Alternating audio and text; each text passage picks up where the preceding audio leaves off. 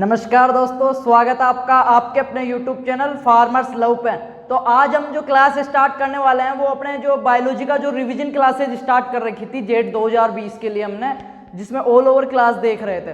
तो हमने एग्रीकल्चर का जो कंप्लीट पार्ट कर लिया था। जिन विद्यार्थियों ने नहीं देखा है उनसे मेरी एक बार रिक्वेस्ट है कि चैनल का पेज विजिट करें, प्लेलिस्ट में जाएं, वहाँ पे आपको एग्रीकल्चर के जो सिलेबस है जेट 2020 का एग्रीकल्चर का जो सिलेबस, उसके जो 3 पार्ट है, एग्रोनॉमी, एनिमल हस्बेंड्री और हॉर्टिकल्चर, उन तीनों की रिवीजन क्लास के साथ ही उन तीनों के मोस्ट क्वेश्चंस प्लस एक 100 क्वेश्चंस वाला अच्छा मोस्ट जो 100 क्वेश्चन है जेट 2020 के लिए कंप्लीट एग्रीकल्चर के, वो वीडियो मिलेगा। तो जिन्होंने नहीं देखा एक बार देख लें, और अभी तक चैनल का पेज सब्सक्राइब नहीं किया हो ना तो सब्सक्राइब कर दो यार, क्योंकि जेट 2020 की कोई भी लेटेस्ट अपडेट, इन्फॉर्मेशन, क्लासेज एक अलग तरीके से, ठीक है, एक बहुत ही अच्छे तरीके से सटीक जो पाठ्य सामग्री है, जो क्वेश्चन है, वो मैं आपको यहाँ इस प्लेटफॉर्म पे अवेलेबल करवाने वाला हूँ। तो आपने अभी तक चैनल के पेज को सब्सक्राइब नहीं किया है तो सब्सक्राइब करके बेल आइकन प्रेस कर लें, और जो ये क्लासेज है ना उनको एक बार जरूर देखें, ठीक है, मेरे कहने से देखें। इसमें क्लासेज के अलावा भी और जो चीजें होती हैं, ये एग्जाम को फाइट करने के लिए, अपनी सीट निकालने के लिए, क्रैक करने के लिए एग्जाम को जो चीजें आवश्यक है आपको,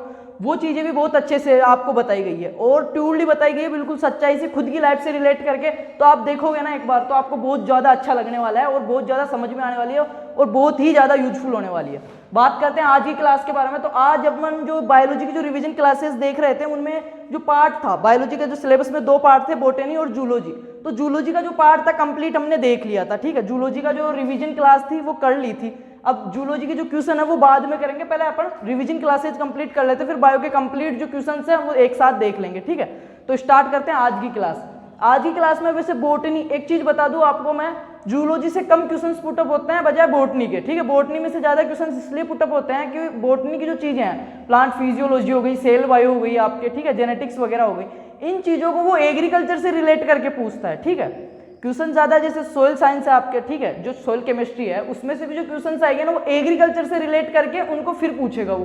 तो इन चीजों पे ज्यादा फोकस करना है, क्योंकि अपना जो जेट का एग्जाम है वो मेनली प्रॉपर एग्रीकल्चर बीएससी, जो ऑनर्स है एग्रीकल्चर से बीएससी कर रहे हो आप, उसके लिए है इंटरेस्ट एग्जाम। तो वो क्या है कि एग्रीकल्चर मेन बेस है इसका, तो एग्रीकल्चर से रिलेट करके ज्यादा चीजें पूछता है। और जो टूल्ड चीजें, अपने प्रैक्टिकली चीजें हैं, वो चीजें ज्यादा आती है, ना कि किताब वाली चीजें ज्यादा डीपली, जो कोचिंग्स वगैरह, इंस्टीट्यूट वगैरह, जो अच्छी फैकल्टी आपको अवेलेबल करा रही है, वो चीजें कम आती है, ठीक है। और ज्यादा से ज्यादा आपको यही 11th-12th की बुक्स पढ़नी है। एग्जाम डेट आगे खिसक गई, अभी तक कोई आया नहीं है कि कब होएगा। कुछ लोग कह रहे हैं परसेंटेज बेस पे, तो अभी तक कुछ भी नहीं है, सब अपने मन से बोल रहे हैं, किसी को भी कंफर्मेशन नहीं है, किसी को भी पता नहीं है, सब खुद की संभावनाएं बता रहे हैं। तो किसी पे विश्वास नहीं करना, फालतू दिमाग को खराब करना नहीं है, पढ़ाई करते हो, तैयारी को जिस लेवल पे लेके गए हो ना उससे 1% नीचे नहीं गिरने देना है। अगर आप अपनी तैयारी को जिस मुकाम पे पहुंचा दियो और वहां से नीचे गिर रहे हो ना, आप अपने स्तर को नीचे कर रहे हो ना, लेवल को, तो अपने आप को धोखा दे रहे हो और अपने आप का नुकसान कर रहे हो, खुद के पैरों पे कुल्हाड़ी मार रहे हो, ठीक है। उस भीड़ में हिस्सा ले रहे हो आप जो सिलेक्शन की ओर नहीं है, ठीक है, ऐसा नहीं करना है। क्लास पूरी आज प्लांट फिजियोलॉजी क्लास है, जो पादप कार्य की है ना, इसकी बहुत महत्वपूर्ण पार्ट अपना जेट 2020 के लिए, जो प्लांट फिजियोलॉजी पादप कार्य की, क्योंकि जो अपना एग्रीकल्चर है ना उससे रिलेट करके बहुत ही ज्यादा क्वेश्चंस पुटअप होते हैं। तो आज इस प्लांट फिजियोलॉजी, हो सकता है क्लास आपको बड़ी हो जाए, आज बहुत ज्यादा बड़ी हो जाए, बट ये है कि आज प्लांट फिजियोलॉजी को कंप्लीट कर लेंगे, 101% कंप्लीट कर लेंगे और अच्छे से रिवीजन में आपका करवा दूंगा। तो अभी तक चैनल का पेज सब्सक्राइब नहीं किया तो सब्सक्राइब कर लो, क्लास को पूरी देखनी है और जितना ज्यादा हो ना उतना ज्यादा शेयर करना अपने साथ वालों के लिए, क्योंकि बहुत मेहनत से पूरा प्लांट फिजियोलॉजी के मैटर को एक जगह करके आपको रिवीजन करवाने की मैं कोशिश कर रहा हूँ, ठीक है। तो स्टार्ट करते हैं आज की क्लास। सबसे पहले चीज, प्लांट फिजियोलॉजी होता क्या है। प्लांट फिजियोलॉजी पादप कार्य में पढ़ने क्या वाले हैं, एक प्लांट के जीवन जो लाइफ साइकिल है पूरी, उसका बीज जो है वहाँ जब उसको जमीन में डालते हैं, अपन मर्दा में लगाते हैं, उगने से लेके उसको जो फल फ्रूट आ गए, उसकी लाइफ जब खत्म हो जाती है ना, उसके बीच में जितनी भी प्रक्रियाएं, जितनी भी क्रियाएं होती हैं, उन सभी का जो अध्ययन किया जाता है एक क्रमबद्ध तरीके से, वो प्लांट फिजियोलॉजी में किया जाता है, ठीक है। मतलब कह सकते हैं कि एक प्लांट की पूरी लाइफ साइकिल का, टोटल जो लाइफ साइकिल है उसका अगर अपन स्टडीज करें स्टेप बाय स्टेप, तो वो क्या कहलाती है, प्लांट फिजियोलॉजी या पादप कार्य की कहलाती है। चलो आगे स्टार्ट करते हैं प्लांट फिजियोलॉजी के बारे में। तो फादर ऑफ प्लांट फिजियोलॉजी कौन है, जो पादप कार्य की है उसके जनक कौन है, स्टीफन हेल्स। सबसे पहले तो अपने को यह पता होना चाहिए, स्टीफन हेल्स, ये कौन है, father of plant physiology. Father of plant physiology Stephen Hales, ठीक है। Father of Indian plant physiology, जो भारतीय पादप कार्य की है उसके जनक। ये तो ऑल ओवर हो गया कि प्लांट फिजियोलॉजी के फादर है स्टीफन हेल्स। अब बात करें फादर ऑफ इंडियन फिजियोलॉजी, ये प्लांट फिजियोलॉजी जो भारतीय पादप कार्य की है, भारतीय पादप कार्य की, उसके जनक कौन है? तो उसके जनक है जेसी बोस। कौन है? जेसी बोस। अब हमको यह पता चल गया कि प्लांट फिजियोलॉजी क्या होती है और प्लांट फिजियोलॉजी के फादर कौन है? Stephen Hales. और इंडियन प्लांट फिजियोलॉजी के फादर कौन है? जेसी बोस। ठीक है, तो ये तो बात हो गई प्लांट फिजियोलॉजी की, जो शब्द उसके बारे में। अब बात करते हैं इसमें क्या क्या आने वाला है, एक प्लांट की लाइफ साइकिल के अंदर क्या क्या मैकेनिज्म, क्या क्या प्रक्रिया होने वाली है कंप्लीट। तो एंड तक देखोगे और मेरे को आप कमेंट करके जरूर बताओगे। ठीक है, पिछली जूलॉजी वाली क्लास जिन्होंने नहीं देखी वो देखें, उस क्लास में इतना अच्छा रेस्पॉन्स नहीं दिया आप लोगों ने, बाकी मैंने उस पर मेहनत बहुत ज्यादा की थी। ठीक है, तो एक बार देखो, आपके लिए बहुत ज्यादा यूजफुल होने वाले हैं जो जूलॉजी के क्वेश्चंस मैंने दिए हैं, फुल जो आपके जेट के अकॉर्डिंग है वो। ठीक है, लेवल को भी मेंटेन करते हुए लैंग्वेज को मेंटेन किया है, उसमें ऑप्शंस को मेंटेन किया है, सारी चीज आपको अच्छे से दी है, सबसे अलग और यूनिक मैटर दिया है आपको। फिर भी आप नहीं देख रहे हो इतनी मेहनत करने के बावजूद, तो आपकी इच्छा, मेरा काम है आपको अवेलेबल करवाना, क्योंकि इस टाइम कोचिंग्स वगैरह जो सेंटर्स वगैरह हैं सब ऑफ इंस्टीट्यूट वगैरह, तो कुछ लोग हैं जो कोचिंग खुले होते हैं तो भी नहीं कर पा रहे हैं, जो फ्रेशर स्टूडेंट्स हैं, किसी के क्या प्रॉब्लम है, और सब एग्रीकल्चर वाले सब तो आपको पता है किसान परिवार से हैं।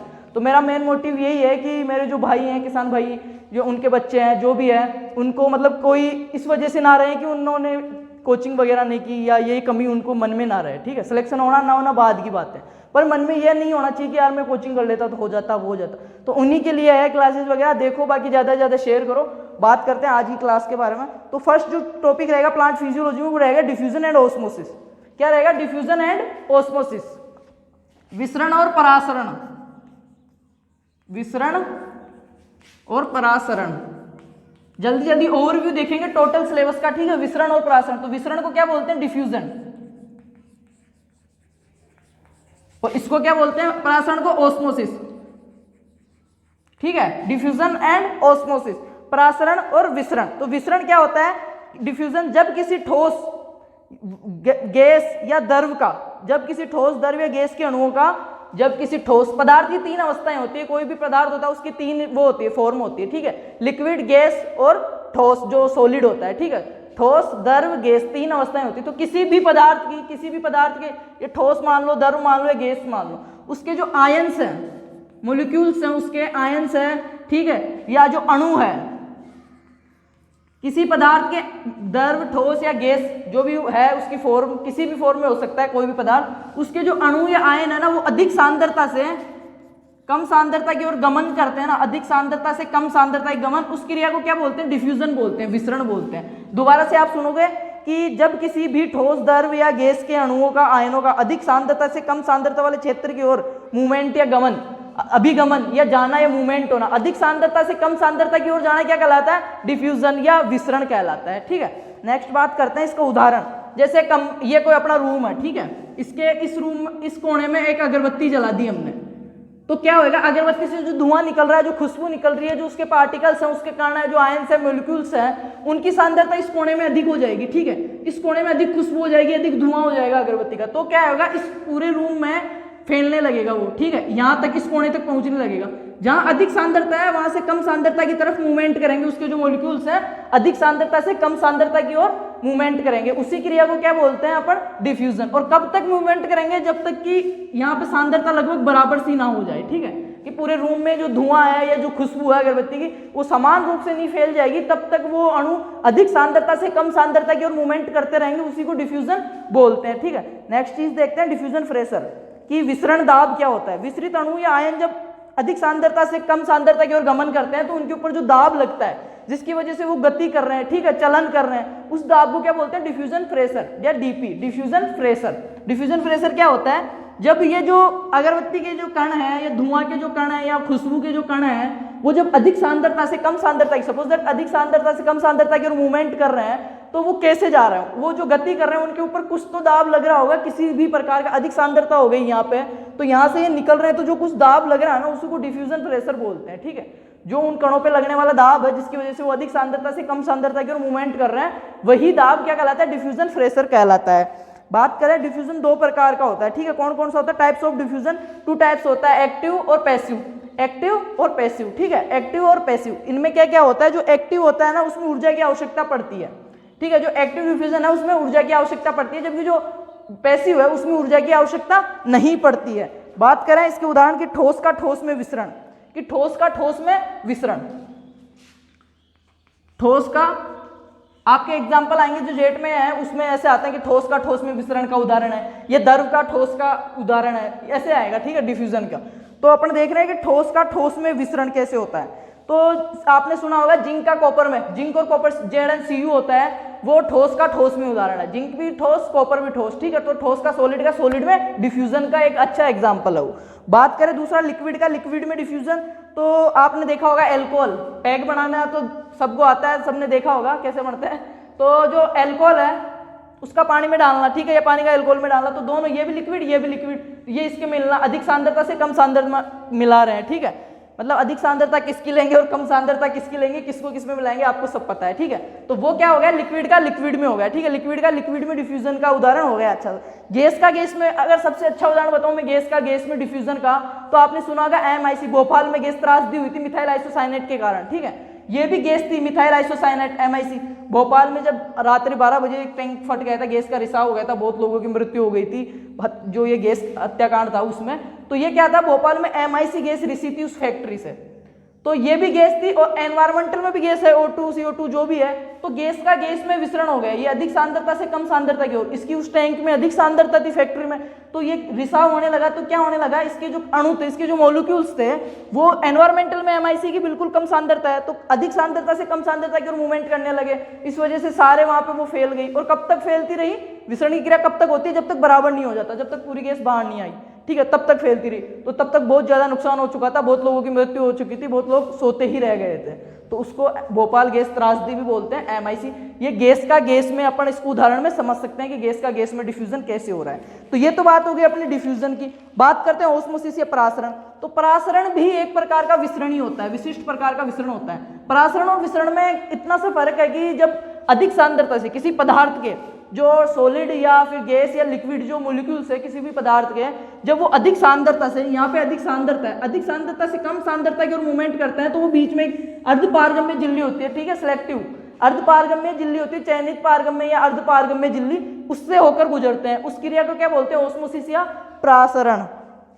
परासरण भी एक विशिष्ट प्रकार का विसरण ही है जो एक झिल्ली में से होता है। वह प्रक्रिया जिसमें जल या दूसरे विलायकों के अणु, ठीक है, एक चीज विलयन, विलयन का नाम सुना होगा आपने, सॉल्यूशन जो विलयन होता है वो दो चीज से मिलकर बना होता है, विलय और विलायक, ठीक है। विलयन जो है वो दो चीजों से मिलकर बना होता है, विलय और विलायक से, ठीक है। तो अपन क्या पढ़ रहे हैं, परासरण। परासरण की परिभाषा देखोगे कि वह प्रक्रिया जिसमें जल या दूसरे विलायकों के अणु अधिक सांद्रता से कम सांद्रता की ओर अर्धपारगम्य झिल्ली में से होकर गुजरते हैं, उस क्रिया को क्या बोलते हैं, परासरण या ऑस्मोसिस। अर्धपारगम्य झिल्ली, बीच में एक शब्द आ रहा है, अर्धपारगम्य झिल्ली में से होकर गुजरते हैं। और कब तक गुजरते रहते हैं, जब तक दोनों में साम्य अवस्था स्थापित नहीं हो जाती। समझो,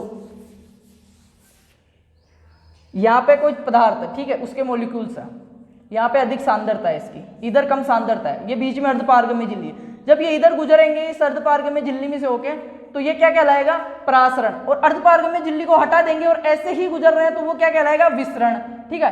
अब बात कर रहे हैं परासरण की, तो अर्धपारगम्य झिल्ली में से होकर गुजर रहे हैं, और कब तक गुजरेंगे, जब तक इन दोनों में साम्य अवस्था स्थापित नहीं हो जाती, इधर भी 5 अणु इधर भी 5 अणु नहीं हो जाते, तब तक इनका जो मूवमेंट है वो होता रहेगा कंटिन्यूअस। तो ये हो गया परासरण, ठीक है, डिफ्यूजन, सॉरी ऑस्मोसिस। अब बात करते हैं जब अणु, एक चीज, जब अणु अर्धपारगम्य झिल्ली में से गुजरेंगे, आप भी सोच सकते हो, सपोज दैट ये कोई अणु है, ठीक है, चौका मॉलिक्यूल्स है, ये इधर से इधर गुजरेगा अर्धपारगम्य, विसरण में तो ये बीच में थी नहीं अर्धपारगम्य झिल्ली, अब परासरण में जब है तो कोई ये अणु है, ये इधर से इधर गुजरेगा, तो इसको इस पार करने के लिए, इस अर्धपारगम्य झिल्ली को या चयनित जो पारगम्य सिलेक्टिव जो झिल्ली है, प्लाज्मा है, इसको पार करने के लिए ऊर्जा की आवश्यकता पड़ेगी, ठीक है। जबकि अपने क्या था, विसरण में कोई ऊर्जा की आवश्यकता नहीं पड़ी थी, सीधा मूवमेंट कर रहे थे, अगरबत्ती के अणु थे, एग्जाम्पल में देखा था, यहाँ पे अगरबत्ती जलाई, चारों तरफ फैल गई खुशबू, ठीक है, तो वो विसरण का एग्जाम्पल हो गया था। अब परासरण में एक चीज शर्त आ रही है अपने पास, क्या आ रही है कि बीच में अर्धपारगम्य झिल्ली आएगी, और जब अर्धपारगम्य झिल्ली को ये अणु पार करेंगे तो इसको पार करने के लिए अधिक ऊर्जा लगानी पड़ेगी, आवश्यकता पड़ेगी, ठीक है, ऊर्जा की आवश्यकता पड़ेगी इसमें। बात करते हैं परासरण दाब, ऑस्मोसिस प्रेशर, जिसको ओपी बोलते हैं, इसको मापते किसमें, ऑस्मोमीटर द्वारा। बात कर रहे हैं अब ओपी, परासरण दाब, ऑस्मोसिस प्रेशर, जिसको ऑस्मोमीटर द्वारा मापा जाता है। किसमें, ऑस्मोमीटर द्वारा मापा जाता है। ये क्या होता है, जैसे डिफ्यूजन प्रेशर देखा था, उनको जो दाब लग रहा था अणुओं के ऊपर, कणुओं के ऊपर, उसको डिफ्यूजन प्रेशर, वैसे ही सेम ऑस्मोसिस प्रेशर होता है। पर ये चीज हमने देख ली कि अर्धपारगम्य झिल्ली में से जब कोई अणु निकलेगा, मॉलिक्यूल निकलेगा, तो उसको अधिक ऊर्जा की आवश्यकता पड़ेगी या ऊर्जा की आवश्यकता पड़ेगी। तो विसरण में क्या है, ऊर्जा की आवश्यकता नहीं पड़ रही थी, प्रासरण में ऊर्जा की आवश्यकता पड़ रही है। ठीक है, नेक्स्ट आगे देखते हैं अपन। शुद्ध जल का ओपी शून्य होता है। जो शुद्ध जल होता है अपना प्योर वाटर होता है, जिसका जो ऑस्मोसिस प्रेशर होता है वो शून्य होता है। ये चीज ध्यान रखना, शुद्ध जल का जो ओपी होता है, ऑस्मोसिस प्रेशर होता है, वो 0 होता है।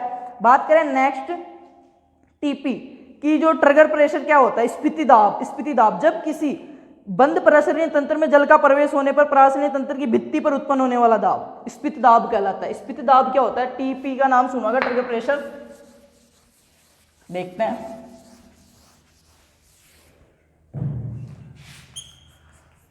स्फीति दाब या ट्रिगर प्रेशर, टीपी जिसको बोलते हो, टीपी। ये क्या होता है, जब किसी बंद प्रासरणीय तंत्र में जल का प्रवेश होने पर, ये कोई प्रासरणीय तंत्र है, ठीक है, ये अभी बंद है, इसमें जल का प्रवेश हो गया, ठीक है, जल घुस गया इसमें, क्या हो गया, जल जो वाटर था वो इसमें घुस गया। ठीक है, आगे देखते हैं क्या इसकी, समझते हैं इसको कि किसी बंद प्रासरणीय तंत्र में जल का प्रवेश होने पर प्रासरणीय तंत्र की भित्ति पर उत्पन्न होने वाला दाब, उसकी भित्ति पर उत्पन्न होने वाला दाब स्फीति दाब कहलाता है। उसकी भित्ति पर उत्पन्न होने वाला दाब।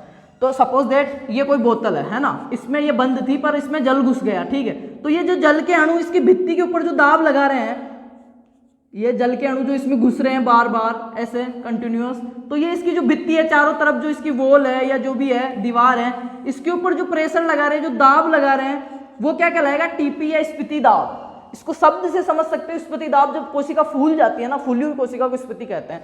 तो जब ये बंद कोई प्रासरणीय तंत्र में, ये कोई बंद सिकड़ा हो, कोई गुब्बारा है, ठीक है, सपोज दैट कोई गुब्बारा है, जब उसमें अपन जल या हवा डाल रहे हैं ना, तो जो अपने जल डाल रहे हैं, सपोज दैट उसमें अपन पानी भर रहे हैं, तो पानी भरने से क्या वो फूल जाता है। ठीक है, फूल क्यों जाता है कि वो जो जल के अणु है ना, वो उसकी जो वो भित्ति है ना, जो उसकी बाहरी जो परत है ना, उसके ऊपर एक दाब लगाते हैं, जिसकी वजह से वो फूल जाता है।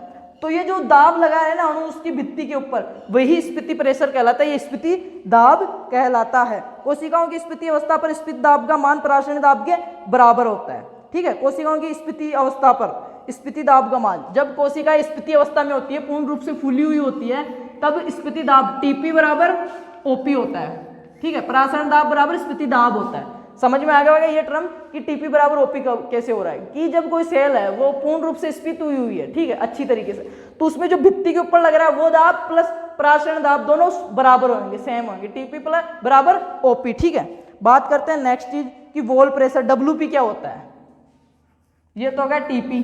टीपी क्या था कि ये जो अपने जल के अणु जा रहे हैं किसी बंद प्रासरणीय तंत्र में, तो ये जो जल के अणु इस भित्ति के ऊपर जो दाब लगा रहे हैं ना, वो तो था अपना टीपी। अब देखते हैं डब्ल्यूपी क्या है। तो डब्ल्यूपी क्या है, वॉल प्रेशर या भित्ति दाब। किसी बंद प्रासरणीय तंत्र में जल का प्रवेश होने पर जल द्वारा उस तंत्र की भित्ति पर लगाया जाने वाला दाब क्या कहलाता है, डब्ल्यूपी या भित्ति दाब कहलाता है। ठीक है, प्रासरणीय तंत्र की भित्ति पर उत्पन्न होने वाला दाब। तो इसमें क्या है, जब किसी बंद प्रासरणीय तंत्र में जल का प्रवेश होने पर जल द्वारा उस तंत्र की भित्ति के ऊपर जो दाब लगाया जाता है वो डब्ल्यूपी कहलाता है। यदि टीपी ज्यादा हो गया डब्ल्यूटीपी से, एक इसमें जो टर्म्स है ना उनको सही से समझोगे आप, इनमें बहुत ज्यादा कंफ्यूजन रहता है।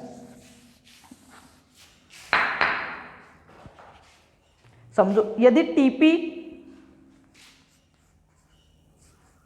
और डब्ल्यूपी तो क्या होएगा। ठीक है, इस चीज को कैसे समझना है वो मैं बताता हूँ। कोशिका भित्ति फट जाएगी। टीपी क्या था यहाँ पे कि किसी बंद प्रासरणीय तंत्र में जल का प्रवेश होने पर प्रासरणीय तंत्र की भित्ति पर उत्पन्न होने वाला दाब, इसकी जो भित्ति लगा रही थी वो दाब था। और अपना जो टीपी वो डब्ल्यूपी है वो क्या है कि किसी बंद प्रासरणीय तंत्र में जल का प्रवेश होने पर जल द्वारा उस तंत्र की भित्ति पर लगाया गया दाब। अगर टीपी ज्यादा है डब्ल्यूटीपी से तो कोशिका भित्ति फट जाएगी। जो टीपी है अपना स्फीति प्रेशर है, स्फीति दाब सॉरी, वो अगर अपनी भित्ति दाब से अधिक है, ठीक है, जो भित्ति लगा रही है उससे ज्यादा दाब अगर जल के अणु लगा रहे हैं ना, भित्ति जल, ये सपोज दैट गुब्बारे को भर रहे हैं, तो गुब्बारे का जो बाहरी कवर है वो जो दाब लगा रहा है जल के अणुओं पे, उससे ज्यादा दाब जो जल के अणु उस पे लगा रहे हैं। समझ रहे होंगे आप बात को। ये कोई गुब्बारा है या कोई भी बंद प्रासरणीय तंत्र है, तो ये जो दाब लग रहा है ना इसके ऊपर, इससे ज्यादा अगर इन अणुओं का दाब हो गया, इसमें कुछ चीज भर रहे हैं अपन, वो चीज इस पे ज्यादा दाब लगा रही है, इसको ज्यादा स्फीति कर रही है, तो वो जब ज्यादा फूल जाएगा तो क्या होगा, फट जाएगा। तो क्या होगा, अगर स्फीति दाब ज्यादा है किससे, भित्ति दाब से, तो कोशिका फट जाएगी। ठीक है, नेक्स्ट टर्म्स में क्या होता है कि टीपी कम है डब्ल्यूपी से, तो स्फीत अवस्था को प्राप्त नहीं कर पाएगी।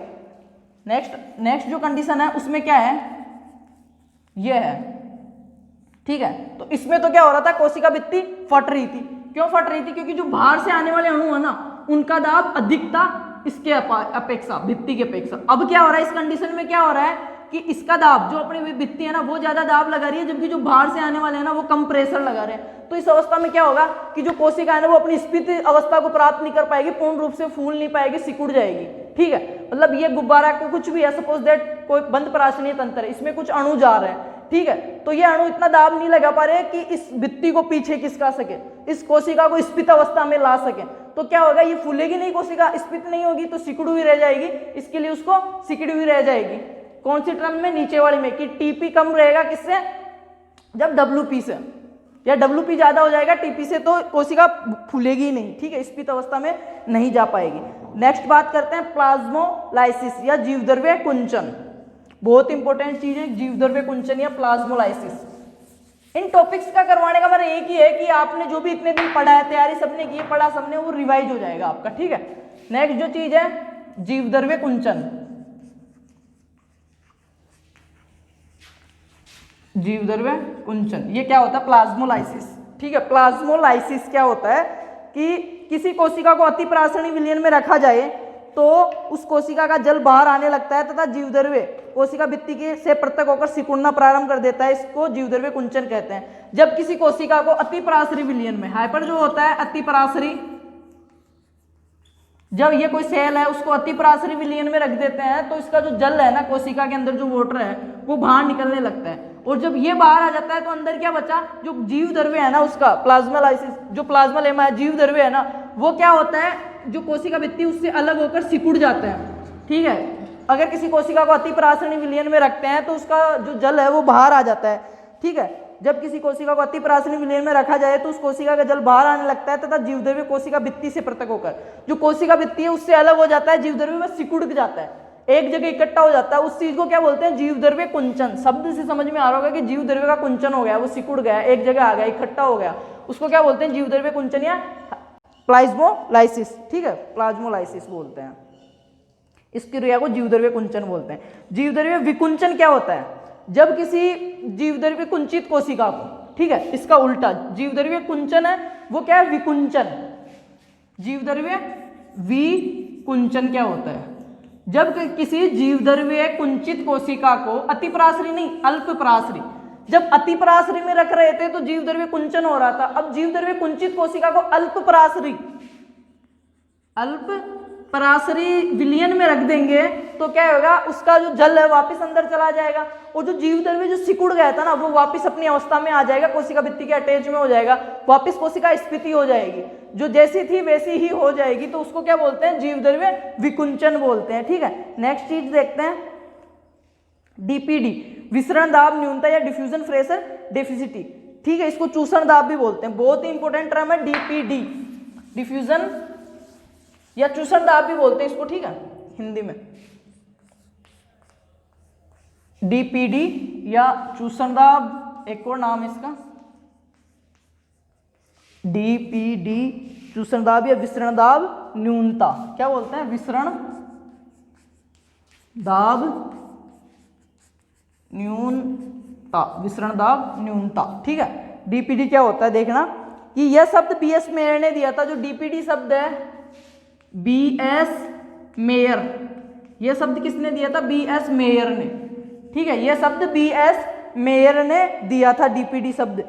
कोशिका की किसी भी अवस्था में परासरण दाब, ठीक है, कोशिका की किसी भी अवस्था में परासरण दाब स्फीति दाब से अधिक होने पर कोशिका पूर्ण रूप से स्फीत नहीं होती है, तो इसमें बाह्य वातावरण से जल का अवशोषण करती है, जो डीपीडी कहलाता है। जब किसी कोशिका का, ठीक है, वो पूरी तरीके से फूल नहीं पाती, स्फीत अवस्था में नहीं जा पाती, क्यों नहीं जा पाती स्फीत अवस्था में, वो जब उसका स्फीति दाब, ठीक है, उसका परासरण दाब स्फीति दाब से अधिक हो जाता है, उसका जो ओपी प्रेशर है वो उसके टीपी से अधिक हो जाता है, तो कोशिका क्या होती है, पूर्ण रूप से फूल नहीं पाती, स्फीत नहीं हो पाती, क्योंकि वो भित्ति दाब कम पड़ जाता है उसका फुलाने के लिए। जो बाहर से अणु जा रहे हैं उस भित्ति पे इतना दाब नहीं लगा पाते हैं उसका टीपी पे कि वो उसको फुला सके, ठीक है, उसको स्फीत अवस्था में ला सके। तो क्या होता है, वो कोशिका जब पूर्ण रूप से स्फीत अवस्था में नहीं आ पाती है तो वो बाहर का जो एनवायरमेंटल एटमॉस्फेयर है वहां से जल को सोचती, एब्जॉर्वेशन करती है ताकि वो स्फीत अवस्था में आ सके। तो उसी प्रक्रिया को क्या बोलते हैं, विसरण दाब न्यूनता या चूषण दाब बोलते हैं, ठीक है। डिफ्यूजन प्रेशर डेफिसिटी या चूषण दाब या विसरण दाब न्यूनता कहते हैं, ठीक है। नेक्स्ट चीज देखते हैं कि वाटर एब्जॉर्वेशन क्या हो, ठीक है। जो पानी का जो करते हैं वो पादप वाटर एब्जॉर्वेशन, वो चीज देखते हैं किस प्रकार से करते हैं, कौन कौन सी क्रियाएं होती है।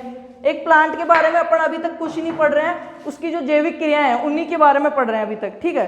तो कोशिकाओं का 75 से 80% भाग जल का ही बना होता है। कोई सी भी सेल ले लो, का लगभग 75 से 80% जो बॉडी पार्ट है या जो भाग है वो वाटर का बना होता है, ठीक है। सबको पता है कि जल है तो कल है, और सेल्स का भी यही है कि सेल्स में 75 से 80% तक वाटर पाया जाता है। अगर बात करें अपन जलीय पादपों की, जो वाटर प्लांट है, जितने भी जल में उगने वाले पादप है, तो उनमें लगभग 95% जो बॉडी है उनकी, या 95% जो सेल्स है वो जल से ही बनी होती है, जल पे ही निर्भर होती है। बात करते हैं सोइल वाटर की। अब वाटर की बात कर रहे हैं तो मृदा में जो जल पाया जाता है वो 3 प्रकार का पाया जाता है, 3 टाइप्स ऑफ सोइल वाटर, ठीक है। जो सोइल वाटर है उसके 3 प्रकार होते हैं, 3 टाइप का होता है। वो कौन कौन सा होता है, गुरुत्वाकर्षण बल, ठीक है, ग्रेविटेशनल जो वाटर होता है वो गुरुत्वाकर्षण बल के विपरीत। कोशिका जल जिसको बोलते हैं केशिका जल या कैपिलरी वाटर, 3 प्रकार का होता है सोइल जो वाटर है वो। तो पहला है गुरुत्वीय जल, गुरुत्वीय जल या फिर उसको बोलते हैं ग्रेविटेशनल वाटर। दूसरा जो अपना है केशिका जल, कैपिलरी वाटर, केशिका या कैपिलरी वाटर, ठीक है। और जो तीसरा अपना है आर्द्रताग्राही, आर्द्रताग्राही जो हाइग्रो सेंसिटिव जो वाटर है, आर्द्रताग्राही जल वो है। तो इसमें अपना मेन जो क्वेश्चन पुटअप होने का चांसेस रहता है या पूछने का, वो अपना ये है कि सोयल जो वाटर है उसमें से प्लांट्स को कौन सा है जो प्राप्त होता है, पौधा कौन सा जल लेता है वाष्पोत्सर्जन के लिए, शोषण के लिए, या अपनी जो जैविक क्रिया है उसके लिए पौधा अगर जल ले रहा है तो कौन सा लेगा, गुरुत्वाकर्षणीय बल लेगा, गुरुत्वीय जल लेगा, या केशिकीय जल लेगा, या आर्द्रताग्राही जल लेगा।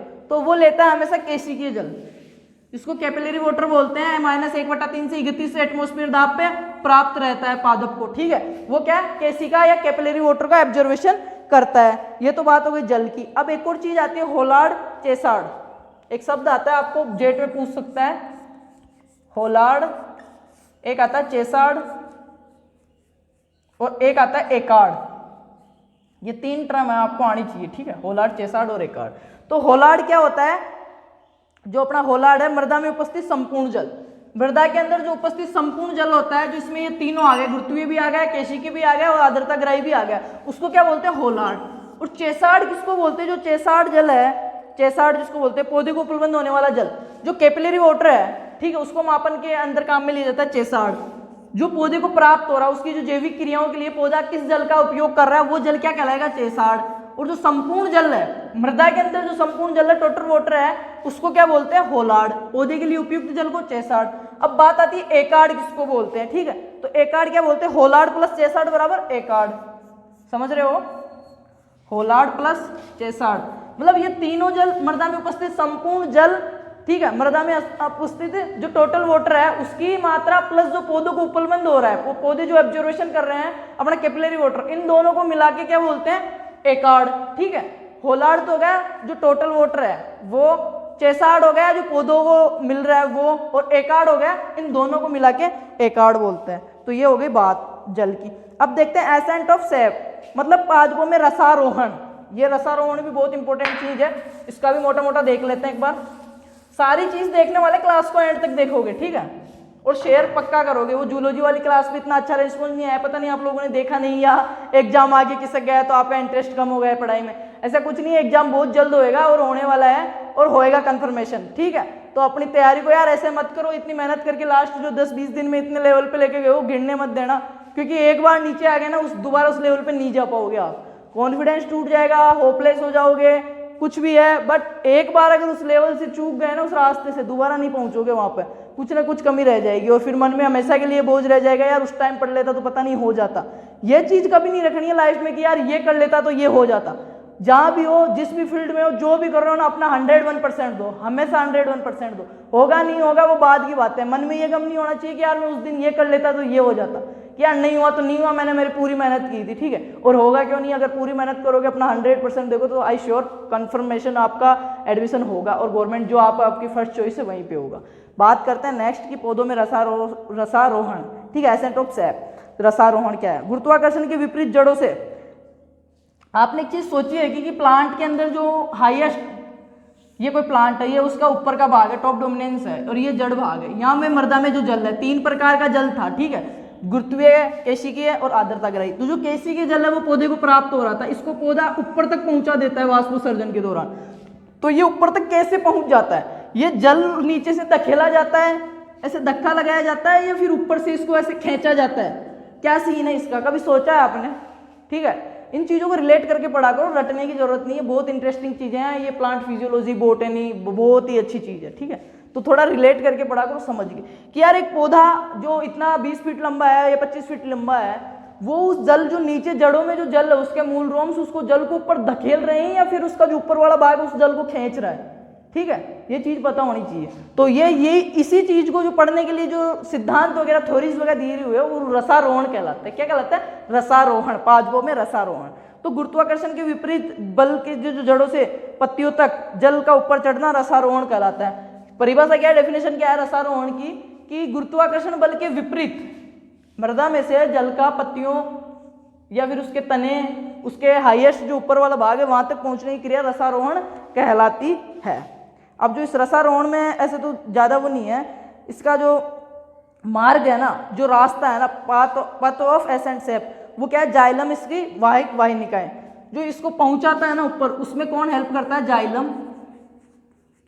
जाइलम और फ्लोएम दो चीज होती है, ठीक है। तो जाइलम क्या करता है? इसको जल को ऊपर पहुंचाने के लिए, ले जाने के लिए काम में आता है। जाइलम इसकी वाहिकाएं, वाहिनिकाएं जो है जाइलम की, जो सहायक कोशिकाएं हैं, वो इसको रसारोहण में मदद करती है। रसारोहण का जो पथ है, मार्ग है, रास्ता है, वो प्रदान करती है रसारोहण के लिए। बात करते हैं नेक्स्ट इसके सिद्धांत। तो इसमें 2 सिद्धांत में मोस्ट है। पहला तो है एक स्पंदनवाद का सिद्धांत। कौन सा है? रसारोहण के जो सिद्धांत हैं, वैसे तो बहुत सारे मिल जाएंगे, अपन रिवीजन में देख रहे हैं। तो पहला स्पंदनवाद का, स्पंदनवाद सिद्धांत, रसारोहण का स्पंदनवाद सिद्धांत, वो किसने दिया था? रसारोहण का स्पंदनवाद जो सिद्धांत है, जेसी बोस ने दिया था। किसने दिया था? जेसी बोस। जेसी बोस का नाम एक जगह और आएगा, इंडियन जो प्लांट फिजियोलॉजी है, father of Indian plant physiology J C Bose, और father of plant physiology Stephen Hales, ठीक है। तो जेसी बोस ने स्पंदनवाद का सिद्धांत दिया था। दूसरा जो है वाष्पोत्सर्जन कर्षण ससंजन सिद्धांत। कौन सा है? वाष्पोत्सर्जन ससंजन कर्षण सिद्धांत या कर्षण ससंजन सिद्धांत। वाष्पोत्सर्जन कर्षण ससंजन सिद्धांत, यह बहुत इंपॉर्टेंट है। ये किसने दिया था? 2 वैज्ञानिकों ने दिया था, डिक्सन व जोली ने। किसने? डिक्सन व जोली ने दिया था 1894 के अंदर। बहुत इंपॉर्टेंट चीज है ये। किसने दिया था? डिक्सन व जोली। 2 वैज्ञानिक थे, डिक्सन व जोली। कब दिया था? 1894 के अंदर, ठीक है। अपन क्या पढ़ रहे हैं? रसारोहण। रसारोहण क्या होता है? गुरुत्वाकर्षण के विपरीत जल का ऊपर ले जाना पौधे का रसारोहण कहलाता है। रसारोहण के लिए जो पथ है, जो रास्ता है, मार्ग है, जो हेल्प है, वो कौन करता है? जाइलम व जाइलम की वाहिकाएं करती है। इसके सिद्धांत है, जो जल ऊपर चढ़ रहा है ना, वो किस सिद्धांत से चढ़ रहा है, उसकी जो थ्योरीज है, वैसे तो बहुत सारी मिल जाएगी, पर जो इंपॉर्टेंट है पूछ सकते हैं, ससंजनवाद का सिद्धांत, वो किसने दिया था? जेसी बोस ने। दूसरा अपना है वाष्पोत्सर्जन कर्षण ससंजनवाद, वो किसने दिया था? 2 वैज्ञानिक थे, डिक्सन व जोली। उसने कब दिया था? डिक्सन व जोली ने 1894 के अंदर, ठीक है। बात करते हैं नेक्स्ट चैप्टर, ट्रांसपिरेशन या वाष्पोत्सर्जन। ट्रांसपिरेशन या वाष्पोत्सर्जन, इसको मिटा देते हैं। ये रसारोहण हो गया। इसके बाद में देखते हैं वाष्पोत्सर्जन क्या होता है। वाष्पोत्सर्जन शब्द से पता चल रहा होगा, ठीक है। वाष्पोत्सर्जन या ट्रांसपिरेशन, पौधों के द्वारा जल का वाष्प के रूप में परिवर्तन तथा इससे उत्पन्न जल की हानि ही क्या कहलाती है? वाष्पोत्सर्जन क्या कहलाती है? पौधों के द्वारा, जो जड़ों के द्वारा जो सोइल वाटर है उसको लिया गया, ऊपर पहुंचा गया, और इसको वाष्प के रूप में जो पत्तियां उड़ा रही है, उसको क्या कहते हैं? जल की जो हानि हो रही है उसी को वाष्पोत्सर्जन कहते हैं, ठीक है। वाष्पोत्सर्जन या ट्रांसपिरेशन बोलते हैं।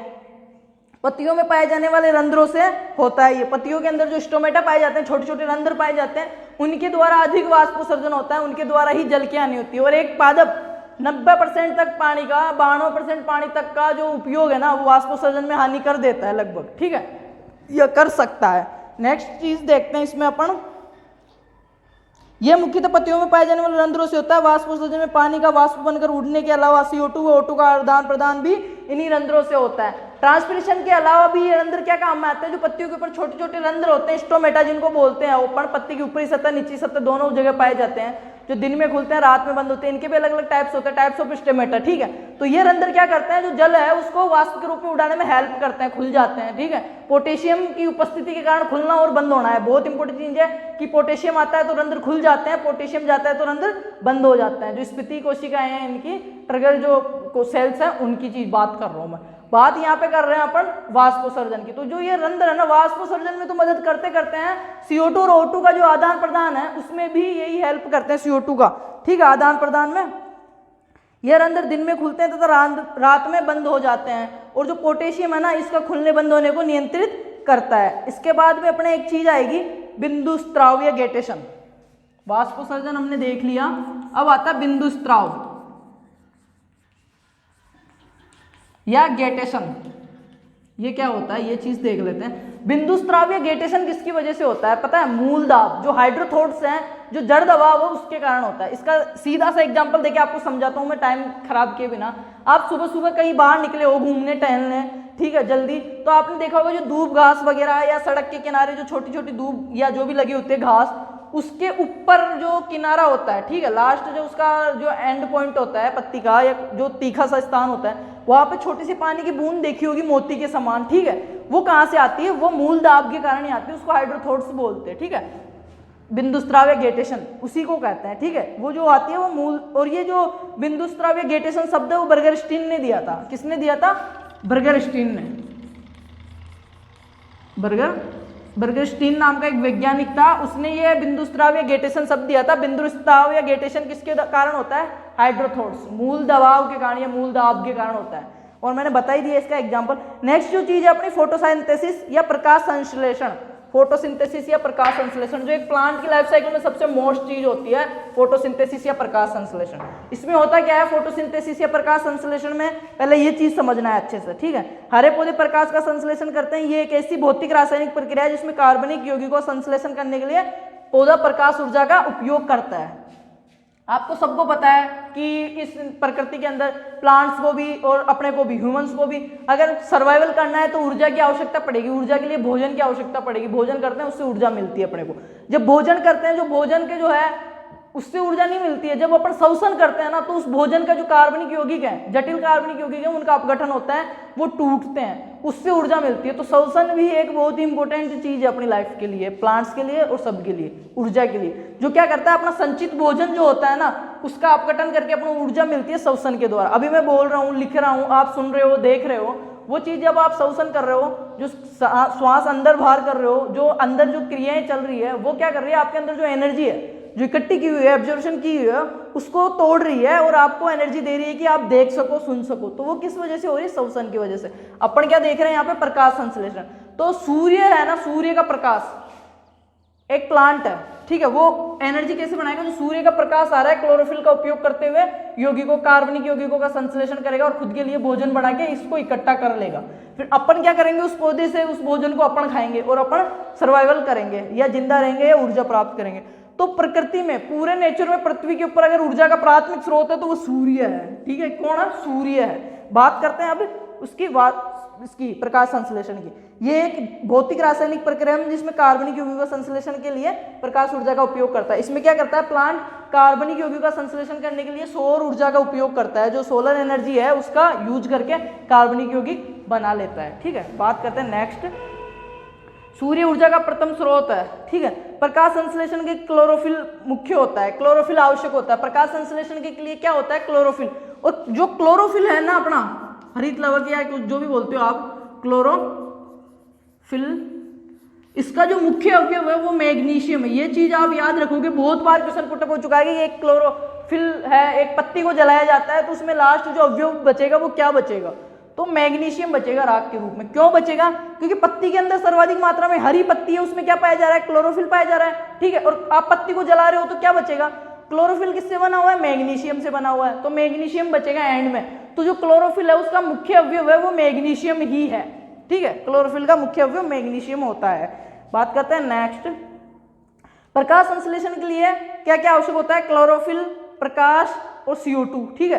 क्लोरोफिल, प्रकाश, CO2 ये चीजें किसके लिए आवश्यक है? प्रकाश संश्लेषण की जो क्रिया है, फोटोसिंथेसिस की जो क्रिया है उसको कंप्लीट होने के लिए आवश्यक होती है, ठीक है। प्रकाश संश्लेषण में 4 वर्णक भाग लेते हैं। कौन कौन से? Chlorophyll A, chlorophyll B।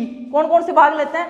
Chlorophyll A, chlorophyll B, carotenoid और जेंथोफिल। ये 4 जो वर्णक है, पिगमेंट्स है, ये प्रकाश संश्लेषण फोटोसिंथेसिस की क्रिया में भाग लेते हैं, ठीक है। और प्रकाश संश्लेषण की क्रिया में मुख्यतः 2 क्रियाएं होती है। कौन कौन सी होती है? Light reaction and dark reaction.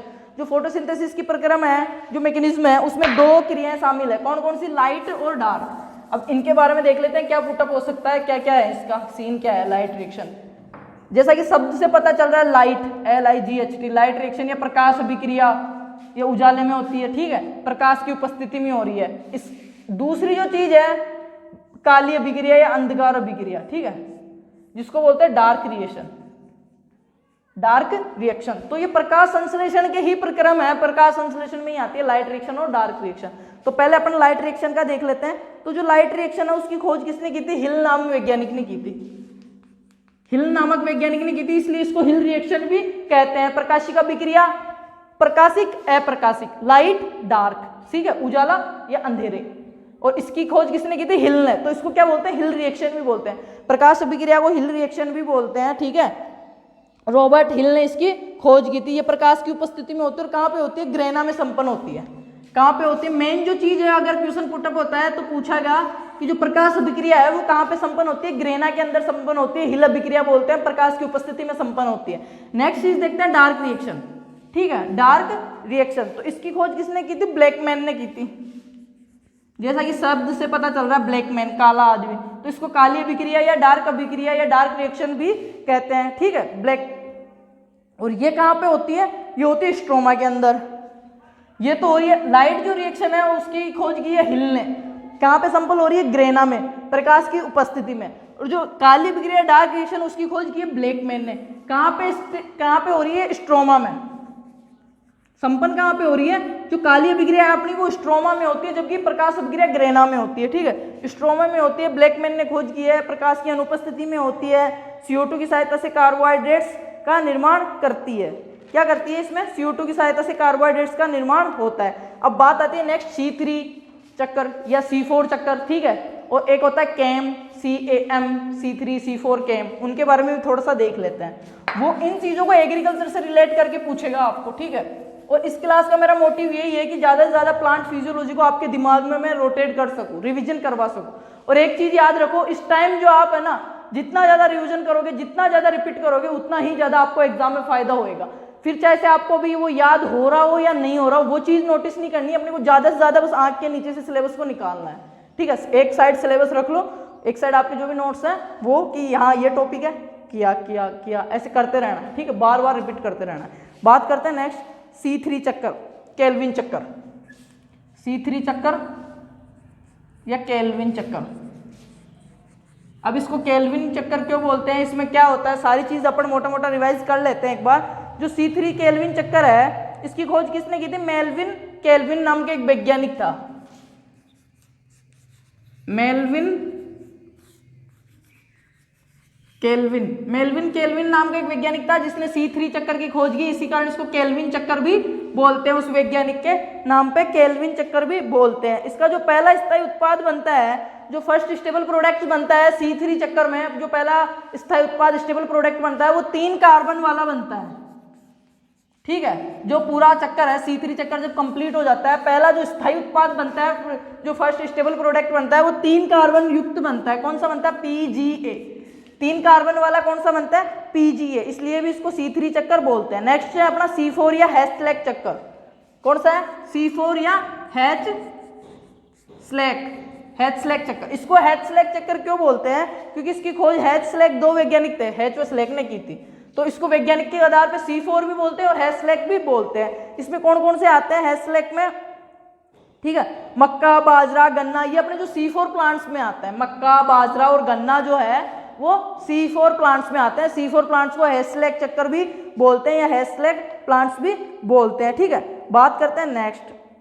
इसमें क्या होता है, C4 प्लांट्स में दो प्रकार की सेल्स पाई जाती है, मीजोफिल और बंडल शीत कोशिकाएं। मीजोफिल जो C4 चक्कर होता है उसमें दो प्रकार की सेल्स पाई जाती है प्रकाश वो करने के लिए, मीजोफिल और बंडल शीत कोशिकाएं। कौन सी? बंडल शीत कोशिकाएं। तो ये जो बंडल शीत कोशिका है, दूसरी प्रकार वाली कोशिका बंडल शीत कोशिका, इनमें एक चीज पाई जाती है क्रेंच एनाटोमी। आपने नाम सुना होगा, बहुत ही इंपॉर्टेंट शब्द है आपके लिए, जेट में बहुत बार पूछा गया है और हर बार लगभग पेपर में कहीं ना कहीं आपको दिख जाता है। क्रेंच एनाटोमी किसमें पाई जाती है? C4 प्लांट्स में पाई जाती है। C4 प्लांट्स में कहां पे पाई जाती है? जो C4 प्लांट्स है, हैज़लैक प्लांट्स है, उनमें दो कोशिकाएं होती है, मीजोफिल और बंडल शीत कोशिका। जो बंडल शीत कोशिका है उनमें क्या पाया जाता है? क्रेंच एनाटोमी पाई जाती है। नेक्स्ट बात करते हैं कैम प्लांट्स। कैम क्या होता है? CAM जो होता है कैम प्लांट्स, उनके बारे में देख लेते हैं थोड़ा सा। तो ये जो कैम प्लांट्स होते हैं ना,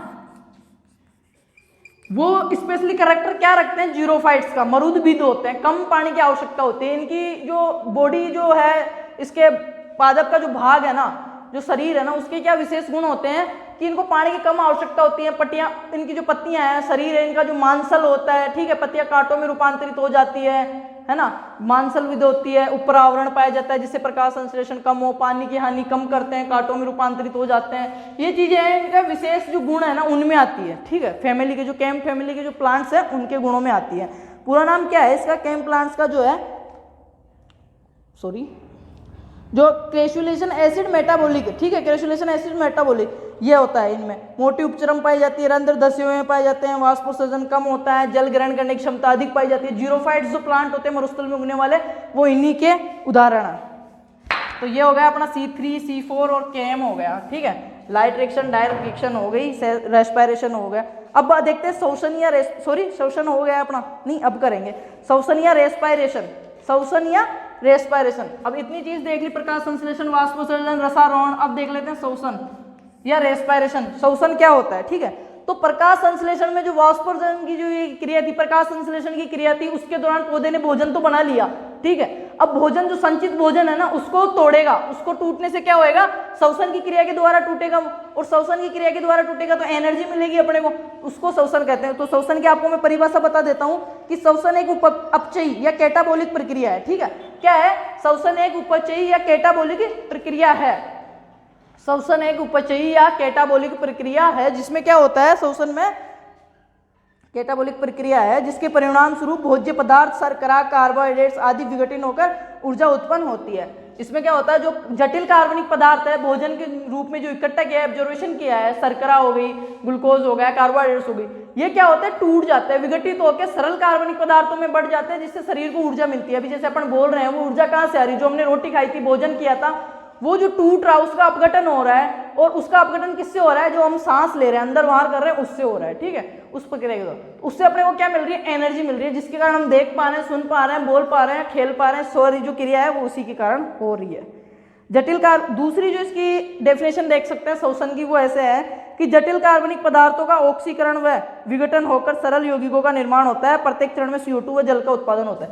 जब शोषण होता है ना, तो प्रत्येक क्या निकलती है? CO2 बाहर निकलती है। और ये शोषण की मेन चीज है कि शोषण करने से जो वायुमंडल, एटमोस्फियर, जो एनवायरमेंटल में जो CO2 का रोटेशन है, अपना चक्कर है, वो भी संतुलित बना रहता है CO2 का। ठीक है, बात करते हैं नेक्स्ट चीज, इसकी शोषण की जो क्रिया विधि है, जो केमिकल जो रिएक्शन है, वो देख लेते हैं। C6H12O6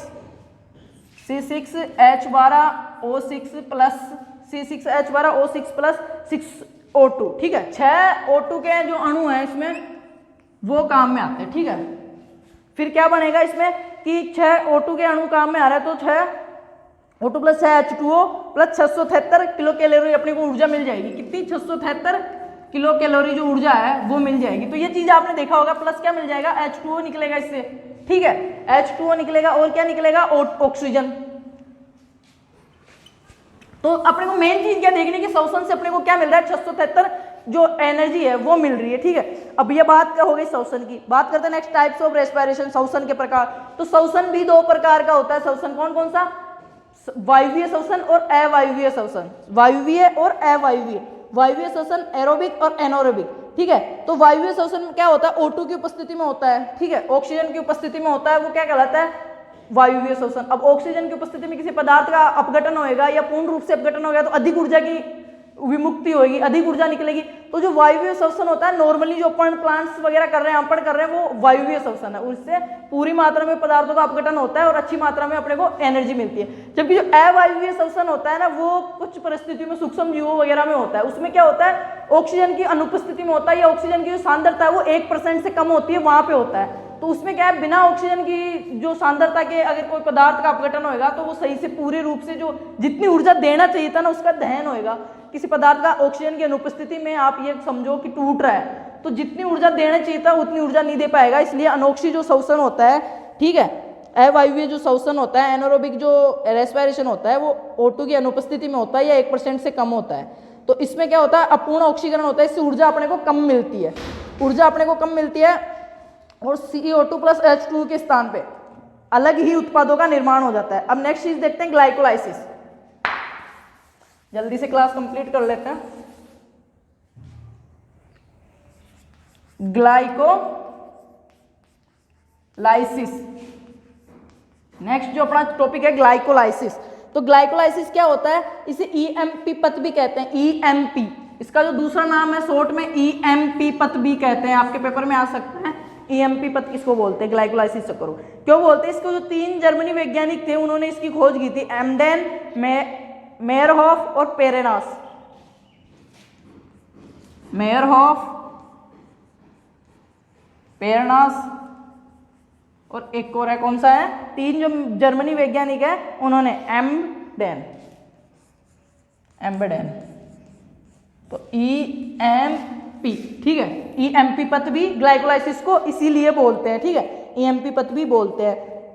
यह O2 की उपस्थिति व अनुपस्थिति दोनों में होता है, कोशिका द्रव्य में संपन्न होता है। जो ग्लाइकोलाइसिस चक्कर है ना, O2 की उपस्थिति में, प्रेजेंस में भी और एब्सेंट में, दोनों में होता है। जो EMP पथ है ग्लाइकोलाइसिस दोनों में होता है, ठीक है, और कोशिका द्रव्य में होता है। कहाँ पे संपन्न होता है? जो मैकेनिज्म है ग्लाइकोलाइसिस की, कोशिका द्रव्य में संपन्न होती है। और बनता क्या है इससे? जो लास्ट में 2 पायरुविक अम्ल बनते हैं। क्या बनते हैं? 2 पायरुविक अम्लों का निर्माण होता है। जो ग्लाइकोलाइसिस से है वो 2 पायरुविक अम्लों का निर्माण होता है, कोशिका द्रव्य में ये संपन्न होता है। इसको EMP पथ भी बोलते हैं। O2 की प्रेजेंस और एब्सेंट दोनों में ये हो सकता है। तो ये बात हो गई अपनी इसकी ग्लाइकोलाइसिस की, ठीक है। बात करते हैं नेक्स्ट चीज की पौधों में पोषण, minerals and nutrients in plants. पौधों में पोषण के बारे में थोड़ा सा देख लेते हैं। पौधों में पोषण, तो पौधों के पोषण, आवश्यक पोषक तत्व। एक प्लांट्स के लिए आवश्यक जो पोषक तत्व है वो 17 होते हैं। पहले 16 था, जो 17वां पोषक तत्व है वो निकल है। आवश्यक पोषक तत्वों के बारे में देखें तो एक प्लांट के लिए जो आवश्यक पोषक तत्व है वो 17 होते हैं। पहले 16 था, जो 17वां पोषक तत्व है वो खोजा गया था निकल। कब खोजा गया था? 1987 में। किसके द्वारा खोजा गया था? ब्राउन नामक वैज्ञानिक द्वारा, ठीक है। ब्राउन नामक एक वैज्ञानिक थे, उन्होंने 1987 में निकल को 17वें पोषक तत्व के रूप में खोजा। ये तो बात होगी पोषक तत्वों की। अब जो आवश्यक पोषक तत्वों का जो सिद्धांत दिया था सर्वप्रथम, वो किसने दिया था? आर्नोन व स्ट्राउट। 2 वैज्ञानिक थे, आर्नोन व स्ट्राउट। इन 2 वैज्ञानिकों ने, आर्नोन और स्ट्राउट ने सर्वप्रथम जो 1939 के अंदर 1939 में क्या किया था? आर्नोन स्ट्राउट ने जो आवश्यक पोषक तत्वों की जो कसौटी है, जो सिद्धांत है, वो प्रतिपादित किया था। और क्या कहा था? 3 चीज बताई थी कि जिस पोषक तत्व की कमी है वो उसी से कंप्लीट होगी, दूसरे पोषक तत्व से कंप्लीट नहीं होगी। और उस पोषक तत्व की कमी से पौधा अपना जो लाइफ साइकिल है उसको पूरी नहीं कर सकेगा। वह पोषक तत्व उसकी मेटाबॉलिक जो क्रिया है, उपापचय क्रियाओं में निहित होगा। ये 3 टर्म्स दी थी उसने। फिर इसके बाद में जो प्रथम बार कसौटी दी आर्नोन स्ट्राउट ने 1939 में, इसको पुनः प्रतिपादन किसने किया? पुनः प्रतिपादन किसने किया था? आर्नोन ने किया था 1954 के अंदर।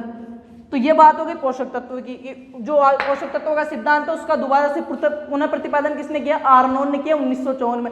फर्स्ट बार किसने दिया था? आर्नोन स्ट्राउट ने दिया था। कब दिया था? 1939 में। 3 टर्म्स बताई थी। 17 पोषक तत्व होते हैं। 17वां पोषक तत्व निकल, जो 1987 में ब्राउन के द्वारा खोजा गया। ये बात हो गई। नेक्स्ट चीज देखते हैं, पोषक तत्वों के बारे में, इनका क्लासिफिकेशन। तो खनिज और अखनिज पोषक तत्व दो प्रकार के होते हैं, खनिज और अखनिज। अखनिज पोषक तत्व कौन से होते हैं?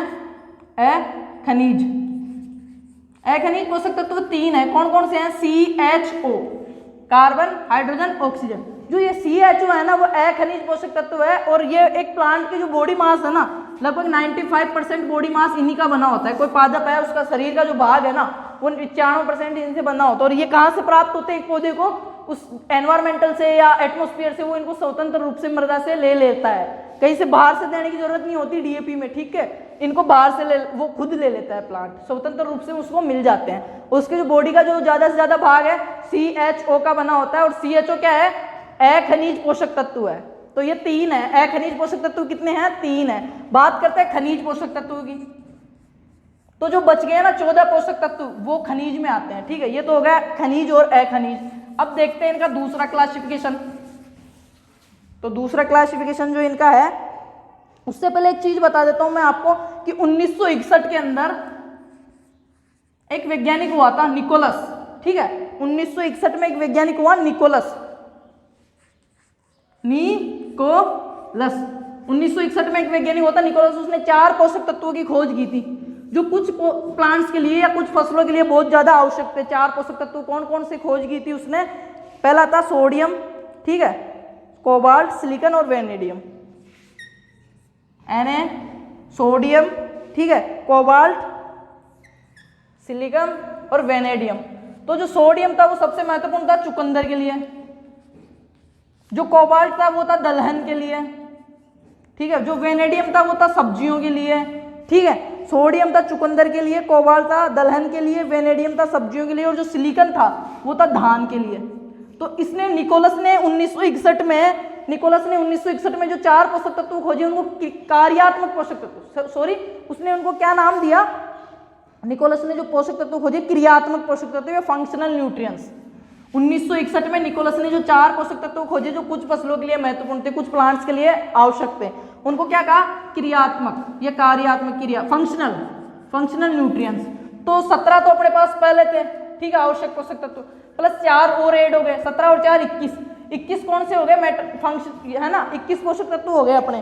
तो 21 क्या हो गए? कार्यकारी मेटाबॉलिक न्यूट्रिएंट्स हो गए 21, ठीक है। टोटल 17 तो वही आवश्यक पोषक तत्व हो गए। 4 कहां से आए? 4 1961 में निकोलस ने खोजा, जो कुछ के लिए आवश्यक थे। कौन कौन से थे?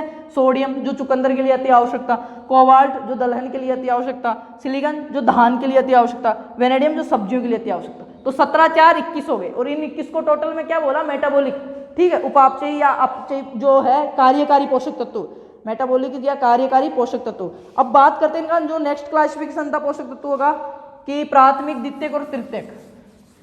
तो जो प्राथमिक पोषक तत्व है या वृहत पोषक तत्व जो है, प्राथमिक, प्राइमरी जो न्यूट्रिएंट्स है, प्राथमिक, द्वितीयक, सेकेंडरी, और यह है तृतीयक। प्राथमिक में कौन कौन से आते थे? NPK। सेकंड जो द्वितीयक में आते हैं वो कौन से आते हैं? CaMgS। और जो बच गए ना, बोरोन, क्लोरीन, कॉपर, वो सब किस में आते हैं? तृतीय में आते हैं, ठीक है। बात करते हैं NPK और CaMgS की। NPK कौन से? प्राथमिक, प्राइमरी न्यूट्रिएंट्स, जो अधिक मात्रा में आवश्यकता होती है। दूसरे को होते हैं द्वितीयक, जो सेकेंडरी न्यूट्रिएंट्स, CaMgS। तो जो नाइट्रोजन है उसका मुख्य कार्य क्या है? वानस्पतिक वृद्धि करने में है, वानस्पतिक वृद्धि करने में या हरेपन के लिए नाइट्रोजन। फॉस्फोरस है, उसका मुख्य कार्य क्या है? जड़ विकास में, जो जड़ों का विकास है उसके लिए। पोटेशियम है, उसका मुख्य कार्य क्या है? कीट रोगों से सुरक्षा करता है पौधे की, ठीक है, गुणवत्ता में। बात करते हैं द्वितीय पोषक तत्व। कैल्शियम का मुख्य कार्य क्या है? कैल्शियम का जो मुख्य कार्य है वो कोशिका भित्ति के निर्माण में, जो सेल वॉल होती है उसके निर्माण में। मैग्नीशियम का मुख्य कार्य क्या है? क्लोरोफिल के निर्माण में। क्लोरोफिल का मेन अवयव जो मैग्नीशियम होता है। सल्फर का क्या काम है?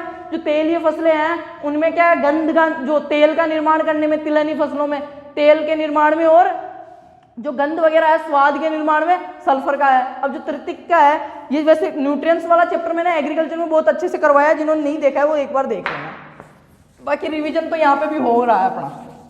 ये हो गया पोषक तत्व। अब देखते हैं नेक्स्ट चीज।